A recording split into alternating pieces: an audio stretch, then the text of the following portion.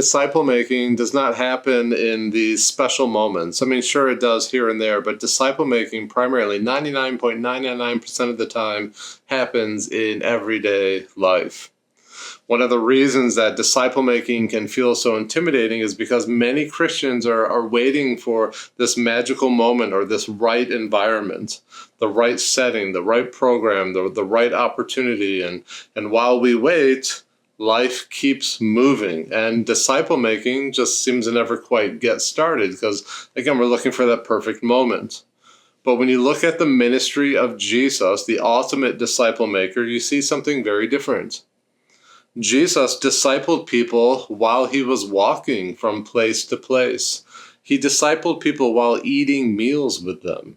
He discipled people while answering questions and responding to what would seem like interruptions, but he always took advantage of them to point people to himself, to the truth. Disciple making happens in the ordinary rhythms of life.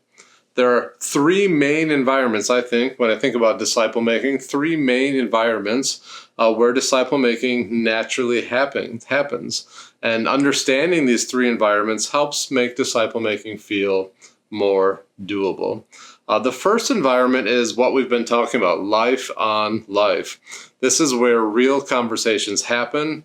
It's these unplanned moments. It's these honest moments, shared struggles. It's people pulling you aside saying, hey, can we talk about something?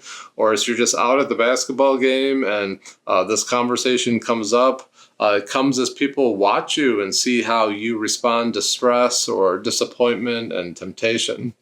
Life on life disciple making isn't all about having all the right answers.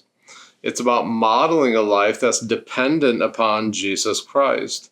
It's modeling a life of repentance when you fail. It's trusting God when you're not sure and obeying him when it's costly. People in this way don't just learn what you say you believe with your words. As people watch you, people learn how you live. They see Christ in you, the hope of glory. A second environment that's just wonderful for disciple making is the table.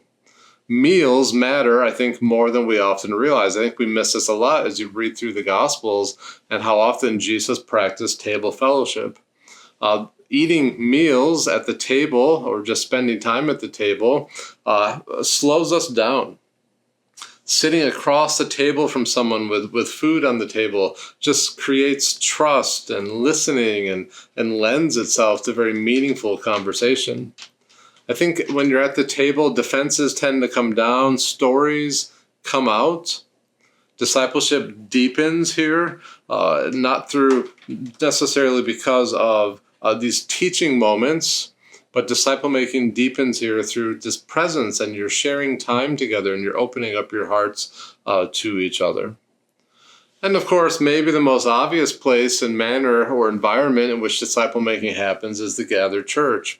When the church gathers, God is doing something very formative. Worship is not just expressive, worship is formative. Worship realigns or reorients our hearts. Scripture shapes the way that we think, and community has this painful way of exposing our blind spots and encouraging us to grow in the Lord Jesus Christ. Disciple making does not replace the gathered church. It's critical that we catch that and understand that. Disciple making flows out of it. What God forms in us together, he intends to send through us into everyday life. So an important clarification as we think about those three environments of disciple making, the gathered church, meals or the table, and just doing life on life, is this, that those environments are not stages.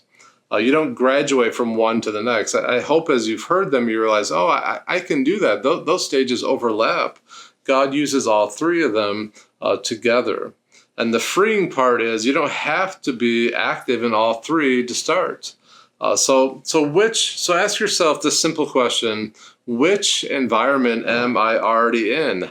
How can I use my table? How can I use everyday life? How can I use the church that I'm part of to be doing this? And start right there.